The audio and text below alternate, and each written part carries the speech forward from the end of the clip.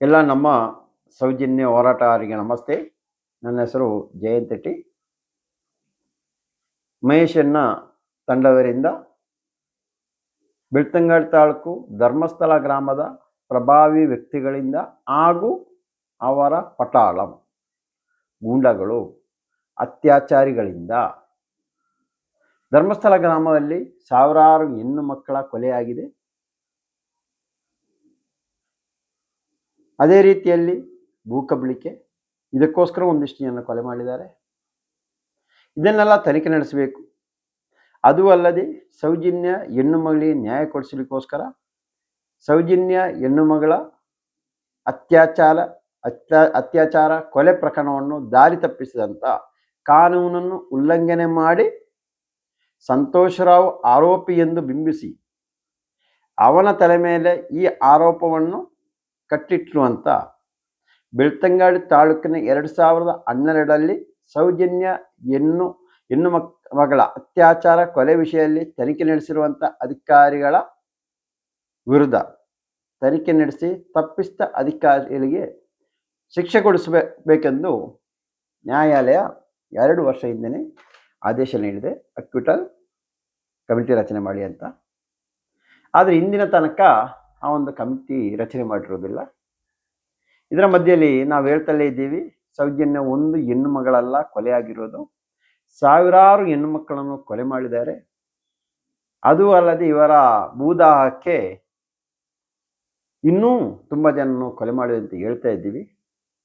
ಅದರಲ್ಲಿ ಒಬ್ಬರ ಕೊಲೆಯ ವಿಷಯವನ್ನು ಇವತ್ತು ನಿಮಗೆಲ್ಲರಿಗೂ ತಿಳಿಸ್ತಾ ಇದ್ದೀವಿ. ಇದಾಗಿರೋದು ಬೆಳ್ತಂಗಡಿ ತಾಲೂಕು ಸವನಾಳ್ ಪಕ್ಕದಲ್ಲಿರುವಂಥ ಜಾಯ್ ಕರ್ಮಾಯಿ ಗ್ರಾಮದ ಜಾಯ್ ಎಂಬುವರು ಡೆತ್ ಆಗಿರೋದು 5/4/2018. ಈ ಜಾಯ್ ಅವರ ಅಣ್ಣ ತಮ್ಮಂದಿರಾಗಿ ಒಂದು 10-11 ಜನ ಅಣ್ಣ ತಮ್ಮಂದಿರಿದ್ರು. ಇವರು ಧರ್ಮಸ್ಥಳ ಗ್ರಾಮದಲ್ಲಿ ನೇರ್ತಲೆ ಭಾಗದಲ್ಲಿ ವಾಸವಾಗಿದ್ದರು. ಇವರು 1991-92ರಲ್ಲಿ ಈ ಅಣ್ಣ ತಮ್ಮಂದಿರಿಗೆಲ್ಲರೂ ಸೇರಿ ಒಂದು 20 ಎಕರೆ ಭೂಮಿ ಅಕ್ರಮ ಸಕ್ರಮದಲ್ಲಿ ಪಾಸಾಗಿದೆ. ಇವರಿಗೆ ಅಕ್ರಮ ಸಕ್ರಮದಲ್ಲಿ ಪಾಸಾದ ನಂತರ ಈ ಧರ್ಮಸ್ಥಳದ ಪ್ರಭಾವಿ ವ್ಯಕ್ತಿಗಳ ಕಿರುಕುಳ, ಅವರು ಅಂತಿಂಥ ಕಿರುಕುಳೆಲ್ಲ ಕೊಡ್ತಾ ಇದ್ದು.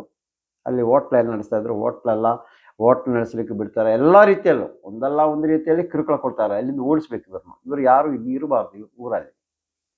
ಅದಕ್ಕೋಸ್ಕರ ಓಡಿಸ್ಬೇಕಂತೇಳಿ ಇವರಿಗೆ ಅಕ್ರಮ ಸಕ್ರಮದ ಆಗಿರುವಂಥ ಭೂಮಿಯನ್ನು ಇವರಿಗೆ ಕೊಟ್ಟೋಗ್ಬೇಕು. ಅಂದರೆ 1991-92ರಲ್ಲಿ ಅಕ್ರಮ ಸಕ್ರಮ ಆದರೆ ಇನ್ನು 15 ವರ್ಷ ಬೇಕು ಅದನ್ನು ಸೇಲ್ ಮಾಡಬೇಕಾದ್ರೆ. ಅಲ್ಲವರೆಗೂ ಯಾರಿಗೂ ಸೇಲ್ ಮಾಡಲಿಕ್ಕಿಲ್ಲ. ಅದಕ್ಕೋಸ್ಕರ ಇವರು ಕಿರುಕುಳ ಕೊಟ್ಟು ಒಂದಿಷ್ಟು ಅಮೌಂಟ್ ಕೊಟ್ಟು ಮೊತ್ತವನ್ನು ಕೊಟ್ಟು ಊರಿಂದ ಓಡಿಸಿರ್ತಾರೆ. ಇವು ಅದೇ ಜಾಗದಲ್ಲಿ ಫುಲ್ಲು ರಬ್ಬರ್ಗೆಲ್ಲ ನೆಟ್ಟಿದ್ದಾರೆ. ಓಡಿಸಿ ನಂತರ ಹೇಳಿದ್ರು, ಇದಾದ ನಂತರ ನೀವು ಒಂದು 15 ವರ್ಷ ನಂತರ ನಮಗೆ ಒಂದು ಬರೆದು ಕೊಡ್ಬೇಕಂತ ಹೇಳಿದ್ರು.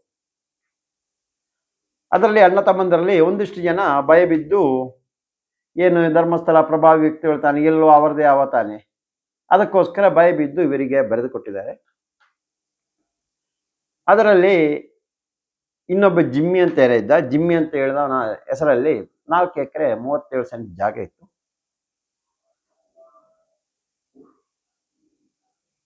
ಇಪ್ಪತ್ತು 2018ರಲ್ಲಿ ಜಾಯ್ ಜಿಮ್ಮಿಯ ಅಣ್ಣ ಜಾಯ್ ಅವರು ಕಡಬ ಬೆಳ್ತಂಗಡಿ ತಾಲೂಕು ಕಚೇರಿಗೆ ಹೋಗಿ ಇದರ ಪತ್ರವನ್ನೆಲ್ಲ ತೀರಿಸಿದ್ದಾರೆ. ತೀರಿಸಿದ ನಂತರ ಅಲ್ಲಿ ಉಜಿರೆ ಬ್ಯಾಂಕಿಗೆ ಹೋಗಿ ಇದಕ್ಕೊಂದು ಸಾಲ ಮಾಡಿಸೋಣ ಅಂತ ಬ್ಯಾಂಕಿಗೆ ಹೋಗಿ ಮಾತಾಡಿಸಿದ್ದಾರೆ. ಆ ಬ್ಯಾಂಕಲ್ಲಿ ಇದ್ದದ್ದು ಈ ಧರ್ಮಸ್ಥಳದ ಪಟಾಳ. ಹೋಗಿ ಉಜಿರಿಗೆ ಹೋಗ್ಬಿಟ್ಟಿದ್ದಾರೆ. ಉಜಿರಿಗೆ ಹೋಗ್ಬೇಕು, ಬೇರೆ ಹೋಗ್ಲಿಕ್ಕೆ ಆಗಲ್ಲ, ಸಾಲ ಸಿಗಬೇಕು, ಅಲ್ಲಿ ಹೋಗ್ಬೇಕು. ಇಲ್ಲ ಒಂದು ಧರ್ಮಸ್ಥಳ, ಇಲ್ಲ ಉಜಿರೆ, ಇಲ್ಲ ಬೆಳ್ತಂಗಡಿ. ಅಲ್ಲೋಗಿ ಸಾಲದ ವಿಷಯ ಎಲ್ಲ ವಿಚಾರಣೆ ಮಾಡುವಾಗ ಅಷ್ಟೊತ್ತಿ ಇವನ ಪಟಾಳಂ ಅವರಿಗೆ ಮಾಹಿತಿ ಕಳಿಸಿದರು. ನೋಡಿ, ಈ ಥರ ಬಂದಿದ್ದಾರೆ ಜಾಯ್ ಅವರು ಜಾಗ ಮೇಲೆ ಸಾಲ ಮಾಡಿಸಲಿಕ್ಕೆ, ಮುಂದೆ ಅವರ ಜಾಗವನ್ನು ಅವರೇ ತಗೊಳ್ಬೋದು ಅಂತ. ಅಷ್ಟೊತ್ತಿಗೆ ಈ ಧರ್ಮಸ್ಥಳ ಪ್ರಭಾವಿ ವ್ಯಕ್ತಿಗಳ ಗೂಂಡಗಳು. ಅಂದರೆ ಭೂವ್ಯವಹಾರದಲ್ಲಿ ಸಂಬಂಧಿಸಿದಂತೆ ಯಾವುದೇ ವಿಷಯ ಇದ್ದರೂ ಅದಕ್ಕಿರುವಂಥದ್ದು ಗೂಂಡ ತಂಡವೇ ಇದೆ. ಅದರಲ್ಲಿ ಒಂದು ಸುಭಾಷ್, ಉಜಿರೆಯಲ್ಲಿರುವವ ಸುಭಾಷ್ ಅಂತೇಳಿ. ಇದು ಗೊತ್ತಾಯಿತು. ಅಷ್ಟೊತ್ತಿಗೆ ಜಾಯಿಗೆ ಕರೆ ಮಾಡಲಿಕ್ಕೆ ಪ್ರಾರಂಭ ಮಾಡಿದ್ರು. ಬನ್ನಿ, ನನಗೆ ಪೇಪರ್ ರೆಡಿ ಮಾಡ್ಕೊಳ್ಳಿ, ಪತ್ರ ಸೈನ್ ಮಾಡಿಸಿ, ಎಲ್ಲರನ್ನು ಕರ್ಕೊಂಡು ಬನ್ನಿ ಅಂತ. ಅದಕ್ಕೆ ಇವರು ತಲೆ ಕೆಡಿಸಿಲ್ಲ. ಇವರೊಂದು ಸಣ್ಣ ಆಯುರ್ವೇದಿಕ್ಕು ಮೆಡಿಸಿನ್ ಎಲ್ಲ ಕೊಡುವ ಒಂದು ಸಂಪ್ರದಾಯವನ್ನು ಬೆಳೆಸ್ಕೊಂಡಿದ್ರು. ಇವರು ತಲೆ ಕೆಡಿಸಿಲ್ಲ. ಇವರು ಮೂಡುಬಿದ್ರೆಗೆ ಯಾರಿಗೋ ಒಂದು ಮೆಡಿಸಿನ್ ಕೊಡ್ತಾ ಇದ್ರು ಒಂದು ವಾರದಿಂದ. ಇದಕ್ಕೆ ಬೈಕಲ್ಲಿ ಹೋಗಿ ಬರ್ತಾ ಇದ್ರು. ಇದನ್ನೇ ಇವರು ಟಾರ್ಗೆಟ್ ಮಾಡಿ, ಇವರು ಬರಲ್ಲ, ಇವರು ಬರೆದುಕೊಳ್ಳಲ್ಲ, ಇವಾಗಲೇ ಈ ರೀತಿಯಲ್ಲಿ ಮಾಡ್ತಾ ಇದ್ದಾನೆ, ನಮ್ಮನ್ನು ಮೀರಿ ಹೋಗಿ ಸಾಲ ಮಾಡಿಸೋ ಪ್ರಯತ್ನ ನಡೀತಾ ಇದೆ, ಇವನ್ ನಿನ್ನ ಭೂಮಿ ಮೇಲೆ ಇಟ್ಟರೆ ಸರಿ ಆಗಲ್ಲ ಅಂತ ಹೇಳಿ ದಿನಾಂಕ 5/4/2018 ಅಂದರೆ ಬೆಳ್ತಂಗಡಿ ತಾಲೂಕು ಕಚೇರಿಯಿಂದ ಪತ್ರಗಳನ್ನು ತೆಗೆದು 45 ದಿನ ಈ 45 ದಿನ ಆಗುವಷ್ಟಿಗೆ ಜಾಯಿಯನ್ನು ಹೊಡೆದಾಕಿ ಬಿಟ್ರೆ. ಆಕ್ಸಿಡೆಂಟ್ ಮೂಡುಬಿದ್ರೆಯಲ್ಲಿ ಆಗಿರೋದು. ಮೂಡುಬಿದ್ರೆ ಅವತ್ತು ಠಾಣಾಧಿಕಾರಿ ಆಗಿದ್ದ ದೇವಯ್ಯ, ಅವರಿಗೆಲ್ಲ ವಿಷಯ ಗೊತ್ತು. ಯಾವ ರೀತಿಯಲ್ಲಿ ಆಕ್ಸಿಡೆಂಟ್ ಅಂತ ಹೇಳಿದ್ರೆ, ಇವರು ಹೋಗೋ ದಾರಿಯಲ್ಲಿ ಆಕ್ಸಿಡೆಂಟ್ ಮಾಡಿ ಆ ಗಾಡಿ ಟರ್ನ್ ಮಾಡಿ ರಿಟರ್ನ್ ಹೋಗಿದೆ. ಈ ಜಾಯಿಯ ಬಲದ ಕೈ 3 ಕಡೆ ಹೊಡೆದು ಪೀಸ್ ಮಾಡಿದಾರಂತೆ. ತಲೆಗೆ ಹೊಡೆದು ಏಟಿಗೆ ಅಲ್ಲಿಂದ ಬಾಯಿವರೆಗೂ ಓಪನ್ ಆಗಿದೆ. ಹೊಟ್ಟೆಯಿಂದ ಯಾವುದೋ ರೋಡ್ ಅಂದ್ರೆ ಯಾವುದೋ ಚುಚ್ಚಿಬಿಟ್ಟು ಆ ಕಡೆವರೆಗೂ ಪಾಸ್ ಆಗಿದೆ. ಜಾಯ್ ಅವರು ಎಲ್ಲಿ ಹೋಗ್ಬೇಕಾದ್ರೂ ನನಗೆ ಗೊತ್ತಿರೋ ಪ್ರಕಾರ ಹೌದು, ಹೆಲ್ಮೆಟ್ ಹಾಕಿ ಅದಕ್ಕೆ ಕ್ಲಿಪ್ ಹಾಕಿದ್ರೆ ಎಲ್ಲೂ ಹೋಗ್ತಾ ಇರಲಿಲ್ಲ. ಆದರೆ ಹೆಲ್ಮೆಟ್ ಏನೂ ಆಗಿಲ್ಲ, ಹೆಲ್ಮೆಟ್ ಒಂದು ಕಡೆ ಇದೆ. ಬೈಕಿಗೆ ಮುಂದಿಂದ ಬಂದು ಗುದ್ದಿರುವುದಲ್ಲ, ಹಿಂದಿಂದ ಬಂದು ಗುದ್ದಿ ಒಂದು ಸ್ವಲ್ಪ ಏನೋ ಡ್ಯಾಮೇಜ್ ಆಗಿದೆ. ತಲೆಯಷ್ಟು ಹೊಡಿಬೇಕಾದರೆ ಆಲೋಚನೆ ಮಾಡಿ ಯಾವ ರೀತಿಯಲ್ಲಿ ಇವರು ಅಟ್ಯಾಕ್ ಮಾಡಿರ್ಬೋದು ಅಂತ. ಆ ನಂತರ ಠಾಣೆಗೆ ಅದೇ ಗಾಡಿಯಲ್ಲಿ, ಅಂದ್ರೆ ಆ ಒಂದು ಗಾಡಿ ಹೋಗ್ತಾ ಇರೋದು ಯಾವುದೋ ಹೆಣ್ಣು ಮಗಳು ನೋಡಿದಾಳೆ. ಒಂದು ಹೆಣ್ಣು ಮಗಳು ಮುಂಚೆ ಹೋಗ್ತಾ ಇರುವಾಗ ಅಲ್ಲಿಂದ ಒಂದು ಹೆಣ್ಣು ಮಗಳು ಹೋದಲ್ಲ ಅಂತ ಯಾವುದೋ ಶಾಪಿಗೆ. ಆವಾಗ ಅಲ್ಲಿ ಆ್ಯಕ್ಷನ್ ಏನಾಗಿರಲಿಲ್ಲ. ರಿಟರ್ನ್ ಬರುವಾಗ ಜಾಯ್ ಅವರು ದಾರಿಯಲ್ಲಿ ಬಿದ್ದುಕೊಂಡು ನೋಡಿದ್ದಾರೆ. ಗಾಡಿನೂ ಹೋಗಿರೋ ಗಾಡಿ ನೋಡಿರೋದು. ಆ್ಯಕ್ಷನ್ ಆಗಿ ಈ ಒಂದು ಆ್ಯಕ್ಷನ್ ಆಗಲಿ ಕೊಲೆ ಆಗಲಿ ಅವರು ನೋಡಿಲ್ಲ. ಆದರೆ ಅದೇ ಗಾಡಿಯನ್ನು ಹಿಡ್ಕೊಂಡು ಬಂದಿದ್ದಾರೆ ಠಾಣೆ ತಂದು ಇದಕ್ಕೆ ಪತ್ರಗಳು ಯಾವುದೂ ಇಲ್ಲ ಅಂತ ರಿಟರ್ನ್ ಕಳಿಸಿದ್ದಾರೆ. ಆಮೇಲೆ ನಾವೆಲ್ಲ ಹೋಗಿದ್ದೀವಿ, ನಮ್ಮ ತಂಡದವರು ಹೋಗಿ ಹಂಗೆ ಅನೀಶಿಗೆ ಸಪೋರ್ಟಾಗಿ ನಿಂತಿದ್ದೀವಿ. ಅಷ್ಟೊತ್ತಿಗೆ ಅನೀಶ್ ಠಾಣೆಗೆ ಹೋಗಿ ಬರಲಿಕ್ಕೆ ಪ್ರಾರಂಭ ಮಾಡಿದ್ರು. ನನಗೆ ಯಾವುದು ಗಾಡಿ ಅಂತ ಬೇಕಂತೇಳಿ, ಸರಿ ತಿರ್ಗಿ ಅದೇ ಗಾಡಿಯನ್ನು ತರಿಸಿ ಅಂತೇಳಿ SI ಅವರು ಹೇಳಿದ್ರಂತೆ ಅವರಿಗೆ ಫೋನ್ ಮಾಡಿ, ಇವಾಗ ಗಾಡಿ ತಂದು ಕೊಡಿ ಅಂತ. ಆವಾಗ ಗಾಡಿ ತಂದು ಕೊಡ್ತಾ ಇಲ್ಲ. ಅವ್ರ ಪ್ರೆಸ್ಟೇಜ್ ಅಂತ, ಇನ್ನೊಂದು ಸಾರಿ ನಾನು ಗಾಡಿ ತಂದು ಸ್ಟೇಷನಿಗೆ ಇಡೋದು ಸರಿಯಾಗಲ್ಲ, ಅದು ನನ್ನ ಪ್ರೆಸ್ಟೇಜ್ ವಿಷಯ ಅಂತ ಹೇಳ್ತಾ ಇದ್ದಾನಂತ. ಅಲ್ಲಿ CC ಕ್ಯಾಮರಾದಲ್ಲಿ ಯಾವ ಗಾಡಿ ಏನು ಆಕ್ಸಿಡೆಂಟ್ ಎಲ್ಲವೂ ಡಿಟೇಲ್ ಆಗಿದೆ, ರೆಕಾರ್ಡ್ ಆಗಿದೆ, ಎಲ್ಲವೂ ಇದೆ. ಅದು ಯಾವುದನ್ನು ಗಮನ ತಗೊಂಡಿಲ್ಲ. ಈ ರೀತಿಯಲ್ಲಿ ಜಾಯಿಯನ್ನು ಕೊಲೆ ಮಾಡಿರೋದು. ಯಾರಿಗೆ ಗೊತ್ತಾ ಇದು? ಯಾರಿಗಾದ್ರೂ ಗೊತ್ತಾಗ್ತಾ ಇದು? 1-2 ವರ್ಷ ಹಿಂದೆ ಒಂದು ಪೊಲೀಸರು ಅಲ್ಲಿಂದ ಕರೆ ಮಾಡಿದ್ದಾರೆ ಅಂತ ಅನೀಶಿಗೆ. ಅದೇನೋ CC TV ಫುಟೇಜ್ ಇದೆಯಾ, ಕೇಸ್ ಫೈಲ್ ಏನೋ ಇದೆಯಾ ಅಂತ. ಇವರ ಹತ್ರ ಏನು ಇರಲಿಲ್ಲ, ಠಾಣೆಯಲ್ಲೂ ಯಾವುದೂ ಇಲ್ಲ ಅಂತ. 2018ರಲ್ಲಿ ಆಗಿರೋ, ಆಲೋಚನೆ ಮಾಡಿ. ಇದನ್ನು ಹುಡುಕಬೇಕು. ಇದರ ಮೇಲೆ ಇವಾಗ ದೂರ ಆಗುತ್ತೆ, ದೂರ ದಾಖಲು ಮಾಡ್ತೀವಿ, ಅದು ತನಿಖೆ ಆಗಲೇಬೇಕು. ಇವಾಗ ಧರ್ಮಸ್ಥಳ ಆಗಿರುವಂಥ ಒಂದೊಂದು ಪ್ರಕರಣ ಹೊರಗೆ ಬರ್ತಾ ಇದೆ. ಈ ರೀತಿಯಲ್ಲಿ ಅಲ್ಲಿಯವರನ್ನು ಸ್ಥಳೀಯವ್ರನ್ನು ಕೊಲೆ ಮಾಡೋದು. ಒಂದು ಕಡೆಯಿಂದ ಯಾರಿಗೂ ಮಾತಾಡಿಸಿಲ್ಲ, ಕೊಲೆನೇ ಇವರು. ಕೊಲೆ ಕಟ್ಕೋರ್ ಅಂತ ಹೇಳ್ತೀವಲ್ಲ, ಅದಕ್ಕೇನೆ ಕೊಲೆ ಕಟ್ಕೋರ್ ಅಂತ ಹೇಳ್ತಾ ಇರೋದು ಅವ್ರನ್ನು. ಒಂದೇ ದಾರಿ ಕೊಲೆ, 2 ಮಾತಾಡ್ಲಿಕ್ಕಿಲ್ಲ. ಎಲ್ಲ ಕೇಳ್ತಾ ಇದ್ರಲ್ಲ, ಅಲ್ಲ ಇಷ್ಟೆಲ್ಲ ಆಗಿ ನೀವೇನಕ್ಕೆ ಸುಮ್ಮನೆ ಕೂತಿದ್ದೀರ ಅಂತ. ಇವಾಗ ಕಾಣಿಸ್ತಾ ಇರ್ತಾನೆ ಏನಾಗ್ತಿದೆ, ಎಲ್ಲ ನೋಡ್ತಾ ಇದ್ದಿರ್ತಾನೆ ಕೊಲೆ ಆಗ್ತಾ ಇರೋದು ಯಾವ ರೀತಿ ಅಂತ. ವೇದವಲ್ಲಿದಾಯ್ತು, ಪದ್ಮಲತಾ ವೇದವಲ್ಲಿದು ಆ ಶಾಲೆ ವಿಷಯಕ್ಕೆ ಅವರು ಪ್ರಿನ್ಸಿಪಾಲ್ ಆಗಬೇಕಿತ್ತು, ಅವರಿಗೆ ಕೊಟ್ಟಿಲ್ಲ. ಅವರ ಕುಟುಂಬದವರನ್ನು ಕೂರಿಸಿಕೋಸ್ಕರ ವೇದವಲ್ಲಿ ಟೀಚರ್ನ ಕೊಲೆ ಮಾಡಿದ್ರು. ಒಂದು 2 ಪದ್ಮಲತಾ ಅವರ ತಂದೆ ಅಲ್ಲೇ ಧರ್ಮಸ್ಥಳದಲ್ಲಿ ಪಕ್ಕದಲ್ಲಿ ಒಂದು ಮೂಳಿಜಾರು ಯಾವ್ದು ಜಾಗ ಇದೆ ಅಲ್ಲಿ ಯಾವುದೋ ತುಂಬಾ ಮರಗಳನ್ನ ಕಡಿದು ಇವರು ಸಾಗಾಟ ಮಾಡ್ತಾ ಇದ್ರು. ಆವಾಗ ಇಲಾಖೆಯವರಿಗೆ ದೂರು ಕೊಟ್ಟು ಇಲಾಖೆಯವರೇ ಬಂದು ಗಾಡಿಯನ್ನೆಲ್ಲ ಸೀಸ್ ಮಾಡಿ ಇಷ್ಟು ಫೈನ್ ಹಾಕಿದ್ದಾರೆ. ಅದೊಂದು. ಎರಡನೇದಾಗಿ ಚುನಾವಣೆ ನಿಂತಿರೋದು. ಈ ಒಂದು 2 ಕಾರಣದಿಂದ ಪದ್ಮಲತಾನು ಎತ್ತಾಕೊಂಡೋಗಿ ಅತ್ಯಾಚಾರ ಮಾಡಿ ಕೊಲೆ ಮಾಡಿದ್ದಾರೆ. ಅದೇ ರೀತಿ ಆನಮಾವತದು ಅದೇ ಭೂಮಿಗೋಸ್ಕರ ಇವರು ಎಷ್ಟು ಹೇಳಿದ್ರು ಹೋಗಿಲ್ಲ, ಅದು ನಮ್ಮ ಹಿರಿಯರೆಂದರೆ ಇರೋ ಭೂಮಿ, ಅದು ಬಿಟ್ಟು ಬಿಡಲ್ಲ, ಅದು ನಮಗೆ ಬೇಕಂತೇಳಿ ಅದಕ್ಕೋಸ್ಕರ ಅವರ ಕೊಲೆ ಆಯಿತು.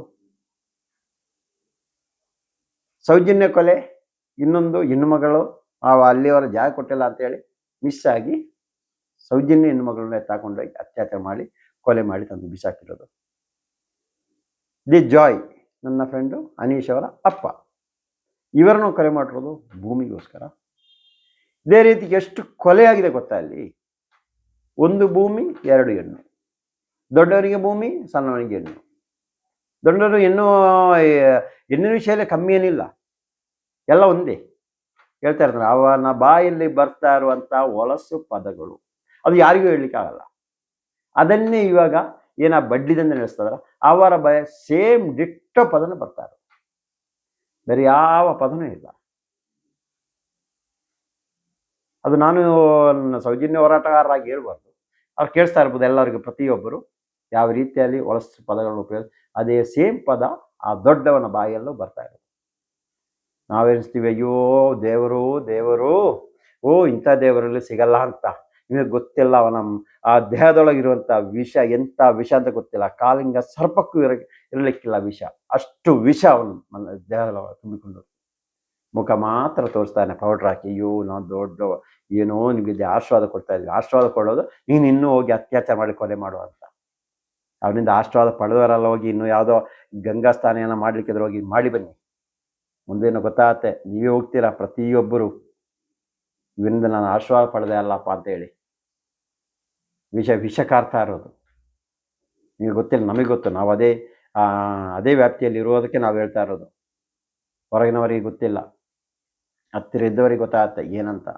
ಈ ರೀತಿಯಲ್ಲಿ ಅನೀಶ್ ಅವರ ಅಪ್ಪ ಜಾಯ್ ಅವರನ್ನು ಇವರು ಕೊಲೆ ಮಾಡಿದ್ದಾರೆ. ಆವಾಗ ದೇವಯ್ಯ ಸಬ್ ಇನ್ಸ್ಪೆಕ್ಟ್ರಿಗೆ ಹೇಳಿದ್ರಂತೆ, ಅನೀಶಿಗೆ ಕೊನೆಗೆ ಹೇಳಿದ್ರಂತೆ, ಇದರ ಹಿಂದೆ ಬರಬೇಡಿ, ನೀವು ಬಿಟ್ಟಾಕಿ, ಇದರ ಹಿಂದೆ ದೊಡ್ಡ ಕೈವಾಡ ಇದೆ, ಈ ಪ್ರಕರಣ ಬಿಟ್ಟಾಕಿ ಅಂತ. ಇದೇ ರೀತಿಯಲ್ಲಿ ಬಿಟ್ಟಾಕಿ ಬಂದಿದ್ದ. ಆದರೆ ಈಗ ಅವನಿಗೆ ಧೈರ್ಯ ಬಂತು, ನಮ್ಮೊಂದಿಗೆ ಕೈ ಜೋಡಿಸಿದ್ದಾರೆ. ಮುಂದಿನ ಹೋರಾಟದಲ್ಲಿ ಅವನು ನಮ್ಮೊಂದಿಗೆ ಇರ್ತಾನೆ. ನೋಡೋಣ ಎಷ್ಟು ಕೊಲೆ ಮಾಡ್ತೀರಾ ನೀವೆಲ್ಲ ಸೇರಿ. ಇದೇ ರೀತಿ ತುಂಬ ಜನಗೆ ಮುಂದೆ ಬರ್ತಾ ಇದ್ದಾರೆ, ಕೆಲವೊಂದು ಹೆದರ್ತಾ ಇದ್ದಾರೆ, ಕೆಲವೊಬ್ಬರಿಗೆ ಡಿ ನಂಬರ್ ಇರೋದ್ರಿಂದ ಮಕ್ಕಳು ಅಲ್ಲಿ ಆಟ ಓಡಿಸ್ತಾ ಇದ್ದಾರೆ, ಈ ಕಡೆ ಒಂದು ಹೇಳಲಿಕ್ಕೆ ಆಗ್ತಾ ಇಲ್ಲ, ಅಂಥ ಪರಿಸ್ಥಿತಿಯಲ್ಲೂ ಸಿಕ್ಕಾಕಿದ್ದಾರೆ. ಇದು ಧರ್ಮಸ್ಥಳದ ದಾಖಲೆ ಪ್ರಕಾರ ಮುಂದೆ ಬರುವಂಥ 6ನೇ ಕೊಲೆ. ಮತ್ತು ಡಾಕ್ಟರ್ ಅನನ್ಯ ಅವರೊಟ್ಟಿಗೆ ವಿದ್ಯಾಭ್ಯಾಸ ಮಾಡಿರುವಂಥ MBBS ಡಾಕ್ಟರ್ ಈಗಲೂ ಇದ್ದಾರೆ. ಅದಕ್ಕೇ ಹೇಳ್ತಾ ಇರೋದು, ಪ್ರತಿಯೊಂದು ತನಿಖೆ ಮಾಡಿ. ಧರ್ಮಸ್ಥಳ ಗ್ರಾಮದಲ್ಲಿ ಆಗಿರುವಂಥ ಪ್ರತಿಯೊಂದು ಪ್ರಕರಣ ತನಿಖೆ ಮಾಡಬೇಕಾದ್ರೆ ಅಲ್ಲಿಗೆ SIT ತಂಡ ರಚನೆ ಆಗಲೇಬೇಕು. ಸ್ಪೆಷಲ್ ಆಗಿರುವಂಥ ಒಂದು SIT ತಂಡ ರಚನೆ ಮಾಡಬೇಕು. ಆ ತಂಡ ರಚನೆ ಮಾಡಿದರೆ ಮಾತ್ರ ಈ ಸತ್ಯ ಹೊರಗೆ ಬರೋದು. SIT ತಂಡದಲ್ಲಿ 10 ಜನ ಇದ್ದರೂ ಎಲ್ಲರೂ ಒಂದೇ ಥರ ಇರಲ್ಲ. 4 ಜನ ಆದರೂ ನ್ಯಾಯಪರವಾಗಿರ್ತಾರೆ, 6 ಜನ ಹೆಂಗೆ ಬೇಕಾದ್ರೆ ಅವರಿಗೆ ಬೇಕಾದವರನ್ನೇ ನೇಮಕ ಮಾಡ್ಬೋದು SIT ತಂಡದಲ್ಲಿ. ಆದರೆ 10 ಜನರಲ್ಲಿ 6 ಜನ ಆದರೂ ನ್ಯಾಯಪರವಾಗಿದ್ದರೂ ಸಾಕಾಗತ್ತೆ ನಿಮಗೆ. ಅದಕ್ಕೋಸ್ಕರ ಇವರೆಲ್ಲ ಬೀಳ್ತಾರೆ SIT ತಂಡ ರಚನೆ ಮಾಡಲಿಕ್ಕೆ. ಯಾರೋ ಒಂದು ಮಂತ್ರಿ ಯಾರೋ ಒಂದು ಫಿಲ್ಮ್ ಯಾವುದೋ CD ಬಿಡುಗಡೆ ಮಾಡಿದ್ರೆ ಸಾಕು SIT ತಂಡ ರಚನೆ ಆಗುತ್ತೆ. ಇಷ್ಟೆಲ್ಲ ಕೊಲೆ ಆಗ್ತಾ ಇದೆ ಅಂತೇಳಿ ಇಷ್ಟೆಲ್ಲ ಹೋರಾಟ ಮಾಡ್ತಾ ಇದ್ರೆ ಅದಕ್ಕೆ ಒಂದು SIT ತಂಡ ರಚನೆ ಮಾಡಲಿಕ್ಕೆ ಆಗಲಿ, ಆ ಸೌಜನ್ಯ ಪ್ರಕರಣವನ್ನು ತನಿಖೆ ಮಾಡಲಿಕ್ಕಾಗಿ ಒಂದು ತಂಡ ರಚನೆ ಮಾಡಲಿಕ್ಕೆ ಆಗಲಿ ನಮ್ಮ ಸರ್ಕಾರಕ್ಕೆ ಇನ್ನೂ ಸಮಯ ಕೂಡಿ ಬಂದಿಲ್ಲ. ಇನ್ನು BJP ಸರ್ಕಾರಕ್ಕೆ ಇಲ್ಲ ಸಮಯ. ಅವರು ಇರುವಾಗಲೇ ಸೌಜನ್ಯ ಹೆಣ್ಣುಮಗಳು ಮುಗಿಸಿರೋದು, ಅವರಿಗೋಸ್ಕರನೇ ಇರೋದಂತ ಕಾಣಿಸ್ತಾ ಇದೆ. ಆದರೆ ಇವಾಗ ಕಾಂಗ್ರೆಸ್ ಸರ್ಕಾರ ಬಂತಲ್ಲ, ಅವರಾದ್ರೂ ಮಾಡ್ಬೋದಿತ್ತಲ್ಲ. ಅವರಿಗೂ ಆ ವಿಷಯದಲ್ಲಿ ಏನಿಲ್ಲ.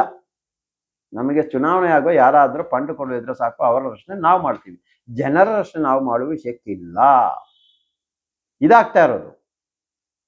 ಕರ್ನಾಟಕ ರಾಜ್ಯದ ಮುಖ್ಯಮಂತ್ರಿಗೆ ಮನವಿ ಮಾಡ್ತಾ ಇದ್ದೀವಿ, ಪ್ರತಿಯೊಬ್ಬರು ಕರ್ನಾಟಕ ರಾಜ್ಯ ಮನವಿ ಮಾಡ್ತಾ ಇದ್ದೀವಿ, ಇನ್ನಾದರೂ ಅಕ್ವಿಟಲ್ ಕಮಿಟಿ ರಚನೆ ಮಾಡಿ ಸೌಜನ್ಯ ಹೆಣ್ಣು ಮಕ್ಕಳಿಗೆ ನ್ಯಾಯ ಕೊಡಿಸಿ. ಅದೇ ರೀತಿಯಲ್ಲಿ ಧರ್ಮಸ್ಥಳ ಗ್ರಾಮದಲ್ಲಿ ಸಾವಿರಾರು ಜನ ಸತ್ತಿದ್ದಾರೆಲ್ಲ ಕೊಲೆ ಮಾಡಿದ್ದಾರೆ, ಅತ್ಯಾಚಾರ ಮಾಡಿ ಕೊಲೆ ಮಾಡಿದ್ದಾರೆ, ಭೂಮಿಗೋಸ್ಕರ ಕೊಲೆ ಮಾಡಿದ್ದಾರೆ. ಇದನ್ನೆಲ್ಲ ತನಿಖೆ ಮಾಡುತ್ತದೆ ಹೇಳ್ತಾ ಇದ್ದಾರೆ. SIT ಎಲ್ಲ ರಚನೆ ಮಾಡಿ. VS ಉಗ್ರಪ್ಪರ ವರದಿಯಲ್ಲೇ ಇದೆ 3 ದಿನಕ್ಕೆ 1 ಅಸಹ್ಯ ಸಾವು ನಡೀತಾ ಇತ್ತಂತ. ಇಷ್ಟೆಲ್ಲ ಹೇಳಿದ್ರು ತಲೆ ಕೆಡಿಸದೆ ಕೂತಿದ್ದೀರಲ್ಲ ಸರ್ಕಾರ. ಈ ಮೂಲಕ ಸರ್ಕಾರಕ್ಕೆ ಒಂದು ಮನವಿ ಮಾಡ್ತಾ ಇದ್ದೀವಿ, ಇನ್ನಾದರೂ ಅಲ್ಲಿಗೆ ಒಂದು SIT ತಂಡ ಹಾಗೂ ಅಕ್ವಿಟಲ್ ಕಮಿಟಿ ರಚನೆ ಮಾಡಿ ಅಂತ ಈ ಮೂಲಕ ಹೇಳ್ತಾ ಇದ್ದೀವಿ. ಮುಂದಿನ ದಿನಗಳಲ್ಲಿ ನಮ್ಮೊಂದಿಗೆ ಜಾಯ್ ಅವರ ಕುಟುಂಬವರು ಹೋರಾಟಕ್ಕೆ ಕೈ ಜೋಡಿಸಿದ್ದಾರೆ.